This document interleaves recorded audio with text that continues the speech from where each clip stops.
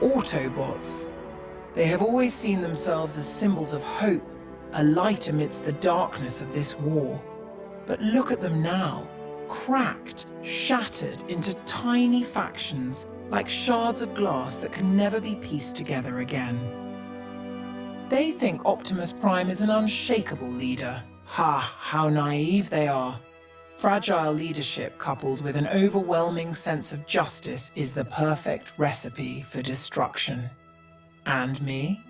I am just a patient observer, a hunter watching its prey grow weaker, waiting for the perfect moment to deliver the final strike.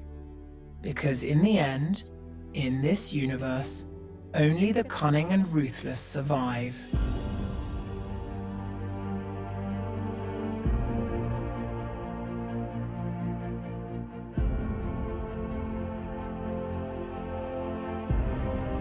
Let me tell you a story, one born in the shadows where chaos whispers and order gently fades.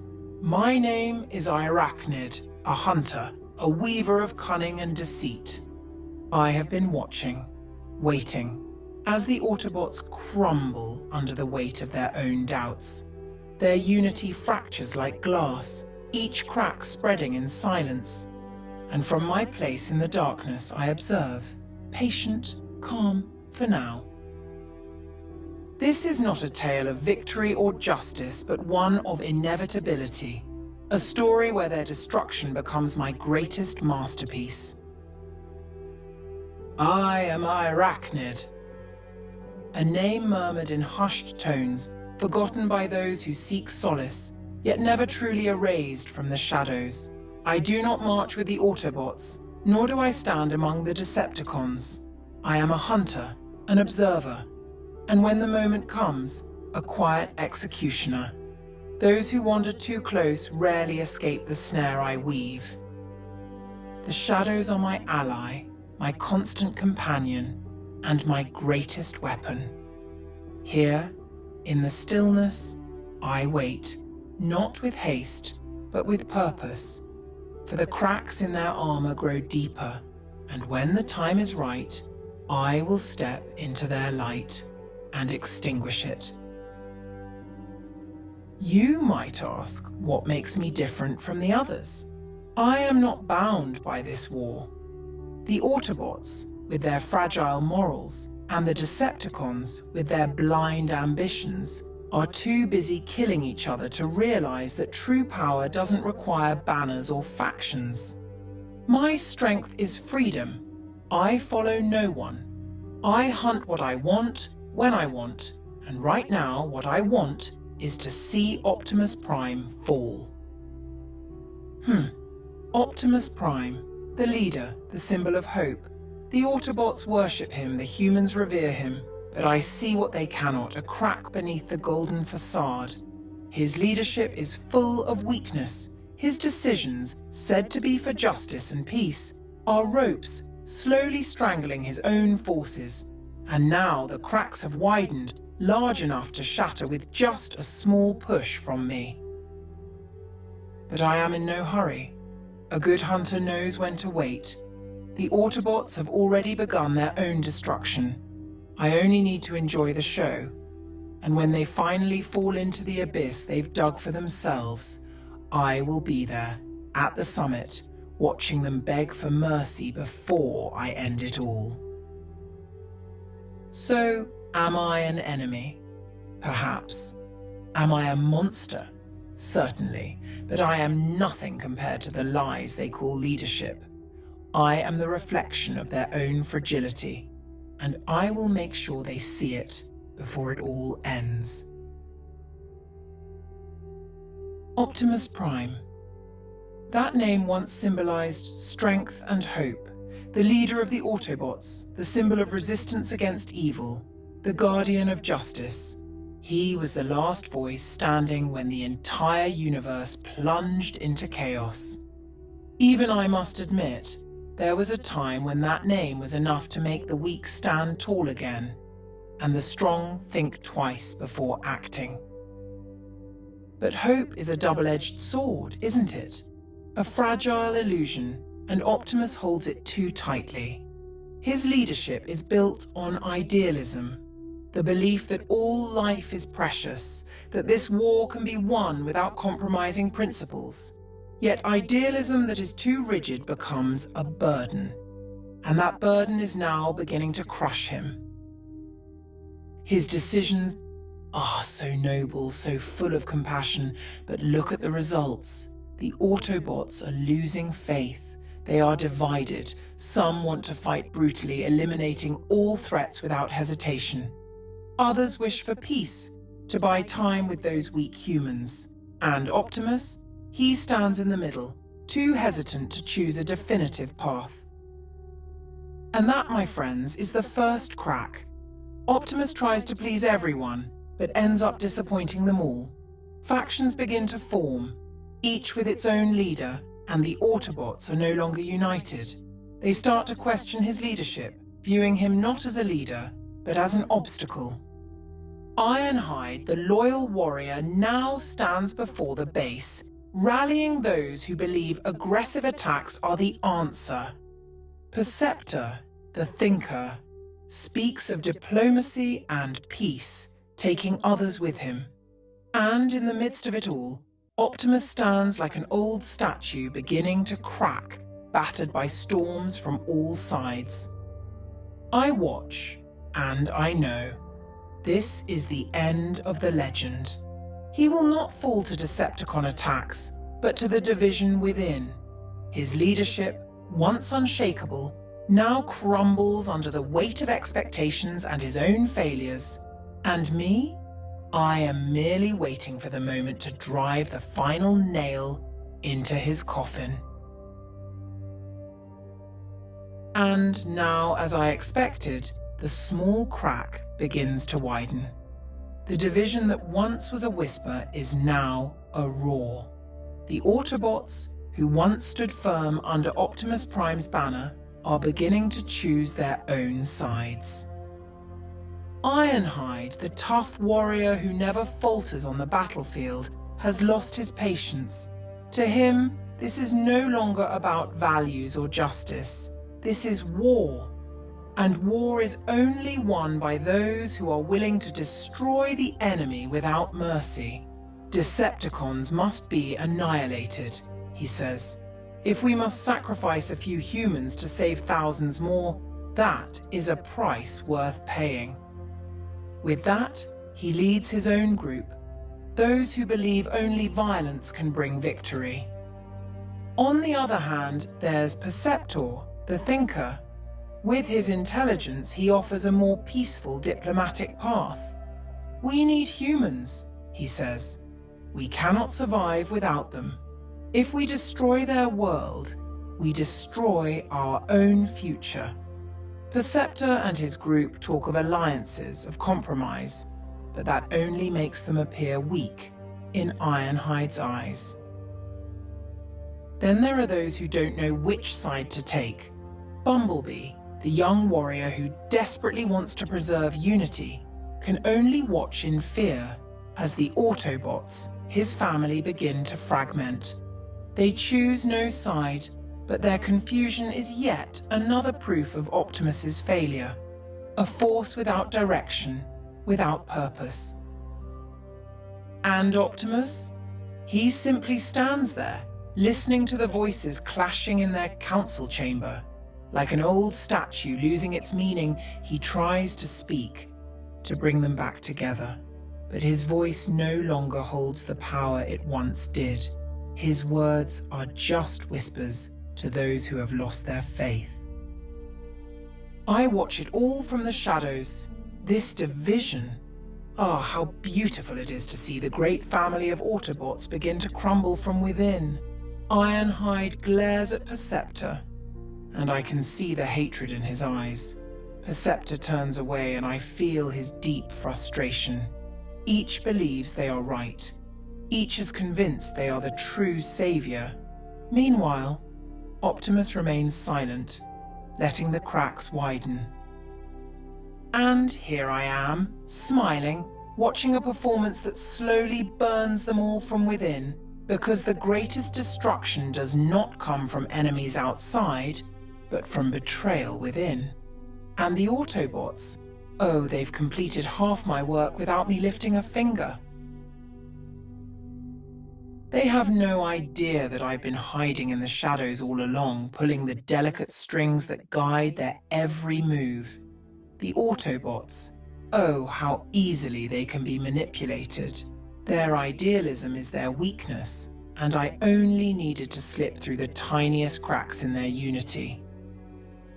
First, I planted a small lie, a message that appeared to come from the Autobots' headquarters, ordering Ironhide and his radical faction to move out. The message included false coordinates, a location supposedly hosting a critical Decepticon base. Ironhide, with his arrogance, didn't hesitate for a second. "This is our chance to show our strength," he declared. And with that, he led his forces straight into the carefully laid trap I had prepared. I watched from afar as they arrived at the location. A hollow warehouse in the middle of a ruined human city, surrounded by the remnants of past battles. Nothing seemed out of place. That's the beauty of deception. I even left traces resembling the Energon signature of the Decepticons to make it more convincing. When they entered the area, the trap was sprung. The first explosion tore through much of their ranks. Then I struck, using weapons that mimicked Autobot technology. I made it look like an attack orchestrated by the Diplomat faction, as if Perceptor had betrayed them. I wasn't aiming to kill. No, that would have been too easy. I wanted them to return with anger, with a burning hatred.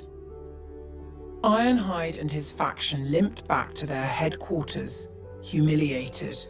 His forces were shattered, and some even began to question his leadership. "This has to be Perceptor's doing," he shouted, and I could only smile from the shadows, listening to his voice brimming with fury. What was once a mere disagreement had now become an unbridgeable chasm. Optimus tried to calm them, but his voice had been reduced to a whisper. No one was listening. Ironhide demanded retribution, while Perceptor vehemently denied any involvement. The tension escalated, all of it the result of the fine needles I had delicately inserted into their fractures. And the most beautiful part of all? They remain blissfully unaware that I am the one behind it all. The Autobots, with all their intelligence and strength, are nothing more than puppets in the game I am playing. One more step, and they will crumble completely, not by the hands of the Decepticons, but by their own. Finally, the moment I had been waiting for arrived. Optimus Prime's leadership, once as strong as steel, now crumbles like sand in the wind. His authoritative voice, which once unified the Autobots, is now nothing more than an empty echo. They no longer see him as a symbol of hope, but as a relic of a past that no longer matters. One by one, the Autobots began to abandon the main base. Ironhide and his radical faction left, their rage blazing, vowing to continue the war on their own terms. Perceptor's faction, quieter yet colder, withdrew to seek peace away from Optimus's shadow. The Autobots' headquarters was now just an empty shell, filled only with memories and mistakes. And that's exactly what I needed. A perfect void. The final fracture that divided the Autobots had now become an unbridgeable chasm. But I wasn't done. No, their destruction wasn't satisfying enough. Now it was time to deliver the final blow. What they didn't realize was that some among them, Autobots who felt abandoned, who believed Optimus had failed as a leader, were my tools. I approached them slowly, offering them a new purpose, a new conviction. Optimism only makes you weak, I told them. If you want to survive, you must let go of the past. Filled with anger and despair, they accepted my offer without much thought. Using them as my pawns, I infiltrated the nearly empty base. The remaining Autobots, few and powerless, didn't even realize what was happening. Then, as night fell, I opened the gates. My forces, not ordinary Decepticons, but warriors I had maneuvered like chess pieces, flooded the place. Optimus, still standing in the council chamber, watched them come. I could feel his sadness, his profound sense of betrayal as he recognized the faces of those who should have been on his side. "Why?" he asked, but there was no answer. I stepped forward slowly, ensuring he saw me in all my dark magnificence. "This isn't about Autobots or Decepticons, Prime," I said to him. "This is about power. And you. You're too weak to lead. This world doesn't need heroes. This world needs a ruler." And with that, I signaled and the assault began. The Autobots' base crumbled from within. Optimus and his remaining forces fought valiantly, but they were outnumbered. Worse still, they had lost faith in themselves. I left them there, not dead, but broken enough to feel the pain I wanted them to endure. Because true destruction is not death. It's the loss of purpose. Yet amidst the roar of victory that felt almost within my grasp, I forgot one thing. A name that lingered in the corners of my mind like a faint shadow overlooked in the grand design. Elita 1. She is not just a warrior. Unlike those who are easily swayed or ensnared by conflict, unlike Ironhide consumed by rage or Perceptor drowned in analysis, Elita 1 is something else. A force that stands firm even as Optimus Prime begins to crumble, and foolishly, I underestimated her. As I led my final assault on the Autobots' headquarters, I was too focused on Optimus, on his fractures, on his destruction. I failed to notice that Elita was not there. She had disappeared, not aligning with any faction. And just when I thought victory was in my hands, she returned, with a force unlike anything I had ever seen. Unlike the divided Autobots, Elita's forces stood united with an electrifying strength. They were not mere Autobots. They were the remnants of strong souls who still believed in what Optimus and the Autobots stood for. They lacked numbers, but they possessed something far more dangerous: conviction. When the gates to the Autobots' base reopened, I assumed it signaled total defeat. Yet, as I turned, there she was, standing at the forefront of her small army, her eyes glowing with unyielding determination.